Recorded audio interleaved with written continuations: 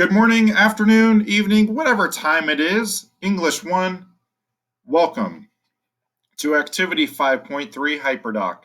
I'm your host, Mr. Vidal, with a explanation on how to do this assignment.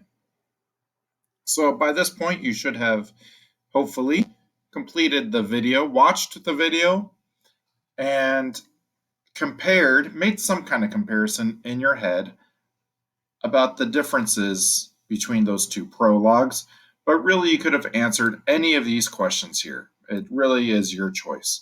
So you can answer any or all of those questions. You can answer more than one. You can answer only one, but you have to answer at least one question. Okay, cool. So now we're going to talk about the explanation part. So I'm going to explain what you will be doing in this activity today. So let's go over the learning targets and the success criteria, and then I'm going to explain how to do this reading down here. So that's my goal for today for you. So you will read the prologue from Shakespeare's most famous tragedy, Romeo and Juliet. Analyze, so the learning targets, these are the goals that we hope to accomplish by the end of this lesson. You will analyze the prologue to Romeo and Juliet to preview and make inferences about the play. Define drama and tragedy and context of the play. So you're going to define what the terms drama and tragedy are. These are basic terms that you really need to understand that will enhance your understanding, rather, of the play and plays in general. So the success criteria, how am I going to know that you have accomplished this goal? Well, you're going to show your thinking by using the metacognitive reading strategies, which I will explain in a second.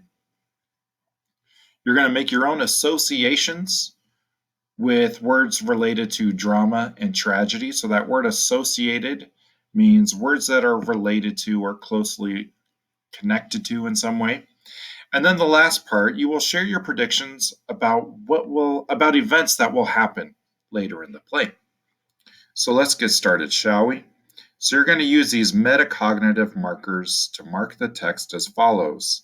So you're going to highlight lines in red that are confusing or bring up questions, highlight lines in green that are interesting or reinforce what you already know, and highlight lines in yellow that are surprising or help you make predictions. Then you're going to make a comment for what you highlight to either ask your question or state what interested you, or make your prediction. I'm having a hard time talking today. So the prologue from Romeo and Juliet, if you click this, I believe it will play a recording for you as you read. It's also got a scene from the Zeffirelli film. I'm not going to do this at this point. I'm just going to break down these first 4 lines, and I'm going to talk about and I'm going to demonstrate how to do the strategy. So I'll read the first 4 lines now. 2 households, both alike in dignity, and fair Verona where we lay our scene, from ancient grudge break to new mutiny, where civil blood makes civil hands unclean. So I'm going to highlight the first 3 in green. I had I had some thoughts, I guess, about this first one when I did this on my own. And that was basically, I wrote some notes here, that there's some kind of, the words ancient grudge break to new mutiny. These 2 households have a grudge against each other, right? So what you're going to do is you're going to make a comment, and if you click on this little hyperlink, it shows you how to do that. And that's very simple. One thing you can do is click over here. And I'm going to write down a few comments.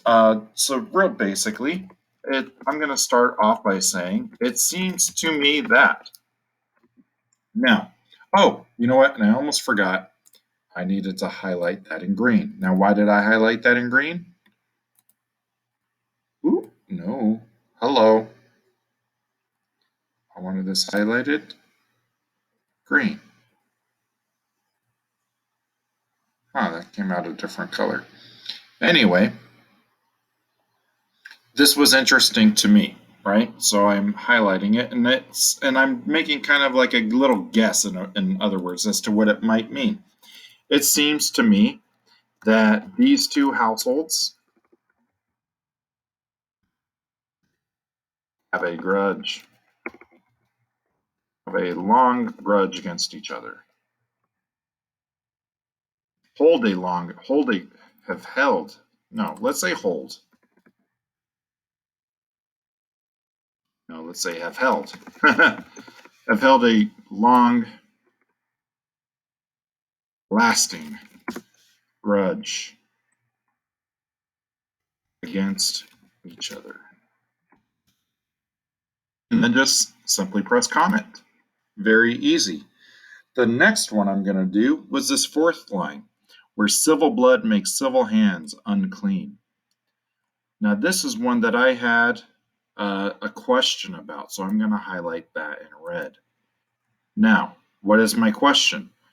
Well, see, let's go back here. Oh, nope, I don't want to do that. I wanted to highlight, and I make my comment.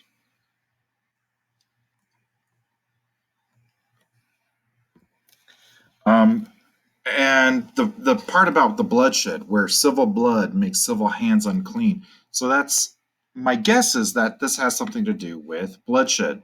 So I say, does it have to do with bloodshed?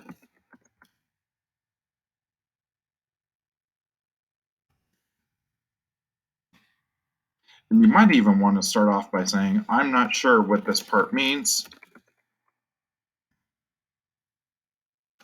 Does it have to do with bloodshed in some way? And then we simply comment, right? Not too shabby. So that's basically how you're going to do the rest of this on your own. Now, can you use the same ones that I already started? Absolutely. Use my examples, just build onto the ones that I've already done for you and make them and continue with this activity on your own. So in other words, I just want you, you can use my example, but add your own. And then we're going to do the second read questions. I'm just going to explain how to do this. I'm not going to write them for you. But you have, this is the question you're answering, and then you have these hints here that I left for you. These hints will help you answer that question.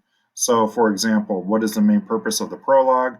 Well, here's a hint. What information is given in the opening section? How does it help you prepare to read the play? Does it have any of the included information? Does any of the information included rather surprise you? Okay, so you're going to answer those questions. Those will help you answer that question as well.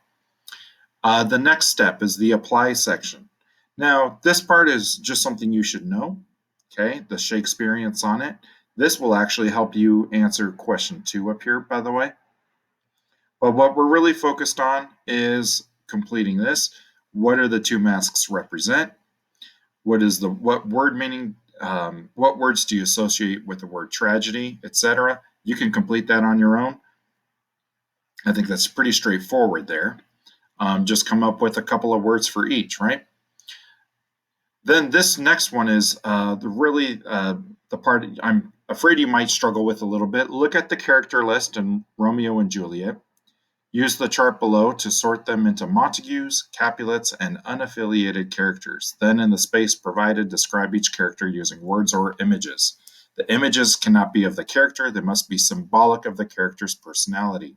So one of the Capulets is our famous and the well-known Juliet, right?